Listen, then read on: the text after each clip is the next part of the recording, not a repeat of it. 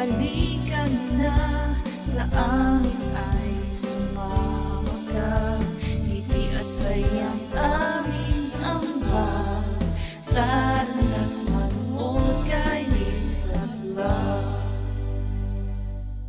Hello mga bro! Today po is Sunday, mga around 11 AM po ng umaga dito sa Japan. Umalis kami ng bahay ni Papang para makapagasolina siya. Tapos may kailangan kami puntahan sa appliance center. Mamaya po kwenta ko sa inyo kung bakit kami nandito. Poy. 処分したいと思います。この4茶しかやってないので、はい。 After namin pumunta sa appliance center, nandito po kami sa Newsfeel. Bibilihan ko po kasi dito ng laruan si Jack Jack. Bago kami pumasok, nakita namin tong yakitori. Sabi ko kay Papang, masarap yan na ulam pang tanghalian. And ito na pala yung laruan na bibilihin ko kay Jack Jack. Last time nung pumunta kami dito, pinipili niya yan. Pero nakakita siya ng kotse-kotse, kaya yun na lang yung pinabili niya. Tapos binilihan ko na rin ng mga bagong brief si Kuya Jay kasi masiskip na yung mga brief niya ngayon. Naghahanap ako ng short niya na pang swimming, yung gagamitin niya sa eskwelahan, pero wala akong mahanap. Baka pumunta na lang kami sa uniform store. Ang init! Nandito kami sa Newsfeel. Pumunta kami sa kanina, KS Denki, kasi meron kaming TV na nasira, di ba, ni Jack Jack. And gusto na namin kasing itapon yon. Pumunta kanina si Papang sa Gomi Center. Yung TV kasi hindi daw pwedeng itapon doon. So pumunta daw kami sa Denki Yasang or sa mga appliances center. Magtanong daw kami doon paano itatapon. So pumunta kami dyan sa Denki Yasang nga, KS Denki. Tapos tinanong namin kung magkano yung price ng tapon nilang ng TV. 40 inches yung TV na yun. Tapos ang sabi, yung price lang daw ng TV, 3,750 ata yun. Tapos, kasama na yung service nila, around 9,750 daw yung total. Sabi ko, ay medyo mahal po. Tapos nagtanong kami doon sa mismong staff ng na kung kami lang magtatapon, baka pwede nila kami i-help. So, binigyan kami kanina ng parang mapa kung saan pwede namin itapon. Pupunta daw kami sa post office, may parang bibilhin lang doon ng mga coupon. Tapos, pupunta doon sa parang Gobi Center ng pupunan ng mga TV. May pang mas mura yung ganun eh. Kaysa sa dyan tayo magpatapon sa Denki, no? Takay na eh. Kasi yung service nila babayaran mo. Tapos hindi na ako nagsombrero nga pang. Tingnan nila ako pang. Oo, ganun. Ganun sila. Hindi siguro sila sanay nga na nakakakita ng babaeng kalbo. Pwede ka na siguro mag-waiting muna dito pa. Pwede ka mag-parking dito. Ibaba lang ako. Yeah. Ay, mask. Yung mask ko pala pang nakalimutan.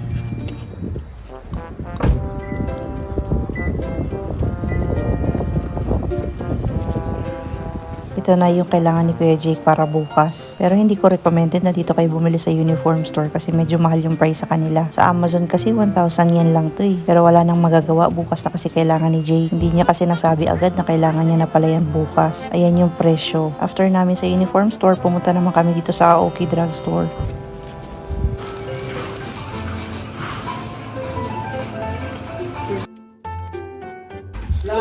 Negashimasu. Oishi! Wait lang, Jack! Si Jack, bibilog-bilugan ko pa yan ng rice eh. Bilog-bilog rice yan sa kanya.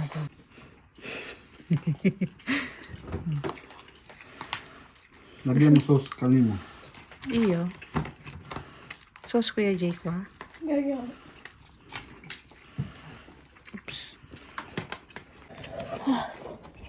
Sarap to. Kasi may kanin na ako today. Wow. Balik loob muna tayo sa rice kasi kailangan natin yung energy ng rice.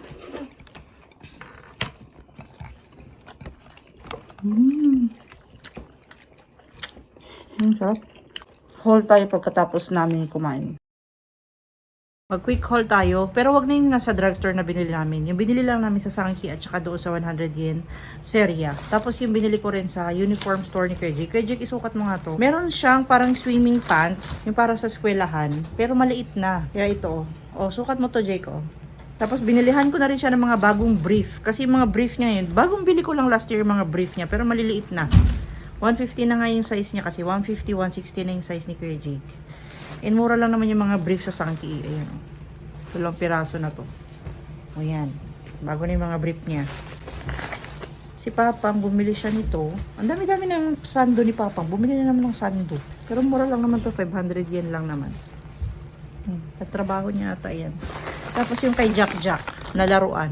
Yung binili ko sa Sangki. Mamaya ibigay natin yung kay Jack Jack. Tapos doon naman sa serya, okay na? Ayan. Yung ganito niya kasi, naipitan, sobrang sikip na daw. Tumaba kasi siya. Naipit yung ano niya, yung itlog niya. Talikod ba? Alisin mo to. Talikod ba? Talikod. Talikod. Itaas na yung tingin ko. O yan, pwede na yan. Yung sa serya naman, bumili ako ng cotton buds. Tapos yung mask na ganito, kasi maganda to. Nagustuhan ko tong mask na to. Saktong-sakto lang kasi yung size niya sa mukha ko. 7 pieces na to. Tapos ganito yung shape niya, yung ganito. Gusto ko kasi siya. Hindi siya ganun kanipis, hindi rin siya ganun kakapal. Wow, kimochi. Saktong-sakto lang kasi yung size niya sa akin. Tapos may space dito na nakakahinga ako. Saktong-sakto yung size niya sa mukha ko. Short lang yung binili kay Jake pala kasi meron na siyang ano doon, yung blue na parang sinusuot na pang swimming para sa ulo. Tsaka meron na din siyang goggles. Tapos meron na rin siyang towel. So yan na lang yung kulang, yung short. And bumili din ako ng paintbrush kasi yung mga paso dyan sa labas, iba-iba kasi yung color nila. So naisip ko, maganda daw na pinturahan para same-same yung mga kulay ng mga paso. Tapos bumili ako ng mga ganitong organizer. Lalagay ko dito yung mga laruan ni Jack Jack doon sa ano niya, sa playroom niya. And i-separate ko katulad ng mga laruan niyang sasakyan, mga toy car niya dito. Tapos yung mga building blocks, ayan. Para iba-iba ng lalagyan. Hindi na sa isang lalagyan lang tapos kukunin na naman kasi lahat. Lahat kasi inaano eh. Pag naglalaro kasi si Jack Jack, yung isang lalagyan, lahat yun ibubuhos. Bigay na natin tong ano niya, ang kanyang laruan na nabili ko sa Sangki. Mura lang naman to, 1,098 yun. Tanggalin ko na siguro sa plastic. Yan pala siya, ganyan pala siya. Ay, may shoot pala siya. Thank you, Sister Shek! Ito din yung binili ko laruan. Para kay Jack Jack. Ito pala yung TV yung itatapon. Pati yan itatapon na yan, oh. Mga divider na maliliit. Itong TV na ito rin. Yung sinira ni Jack Jack. Yan yung itatapon. Saan na si Jack Jack? Jack, oh! Hi! New toy yan, new toy. New toy mo yan. Wow! Whoa, I can't wait to assemble this terrarium. I wonder what Sam and the turtles are up to.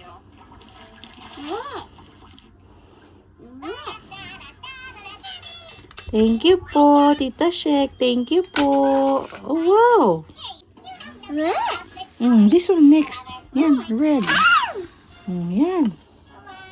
She got blue first. Yellow first pala. We'll need something to cover the bottom of the tank. Blue. It's like in the real sea. Wow. We'll put them carefully inside. Yellow. Red. Here. Green. Or we'll have bigger stones. Yung mga kailangan sa swimming class ni Kuya Jake, yung towel, yung sa ulo na nilalagay, tsaka yung goggles niya, and finally yung short na binili ko today. Lalagay na lang yan sa separate bag. Bite papa, bite papa. Bite papa, bite up. Work na yan, Papa, work. Work na yan, eh. Nanay ko, nanay. Work na yan, Jack, eh.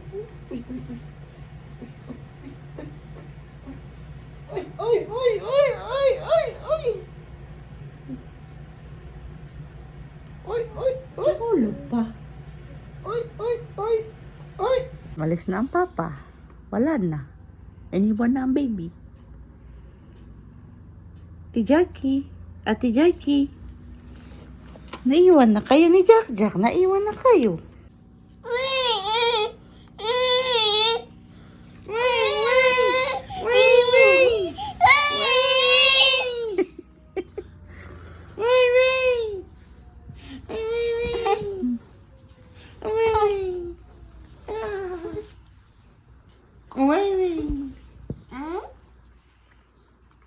Batok.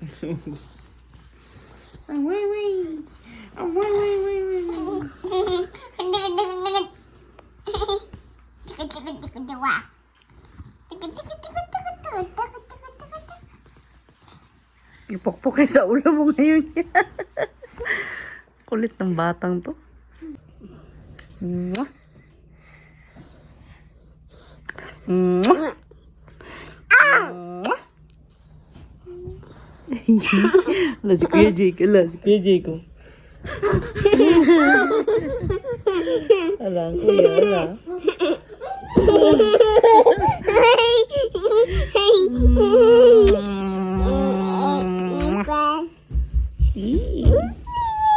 La la la la la. Yan si Kuya. La la la la la la.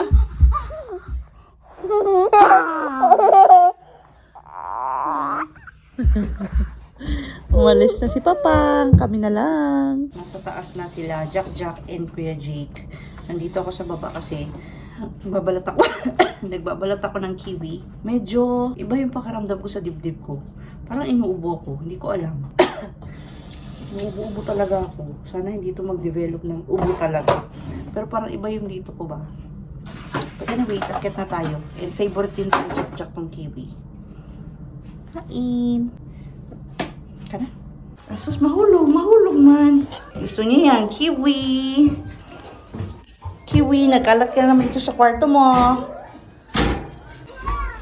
Uy, si kiwi. Uy, siyang kiwi yan. Manong hold. Meron tinidor, oh.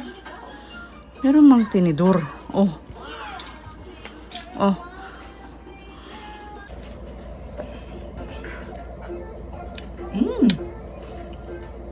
Maasim na matamis.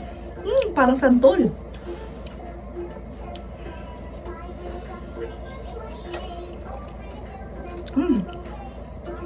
Ito isang matamis. Yung kinakain niya, yung palibot lang. Doon sa may buto na sa gitna, niya kinakain. Asim. Maasim na matamis. Ay, kumakain siya ng country mom.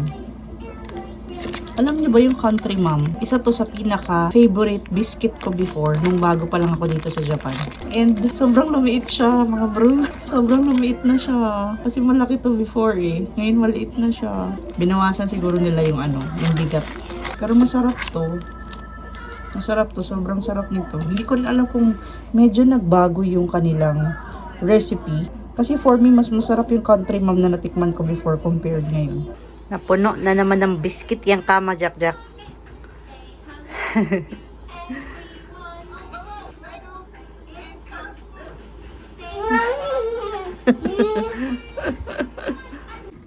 Mag-i-end na tayo ng vlog, mga bro. Pero meron lang akong mga questions na i-answer. 2 questions siya, pero isa lang po yung commenter bago siya sa channel. Sabi niya, Ma'am, Japanese po ba asawa niyo? Sensya na po, Hajimiti lang po ako sa channel niyo. Salamat po. Hello po. Mirna, siguro pangalan niya. Mirna May Kawa, 5914. Ayan. Tapos meron pa siya isang question.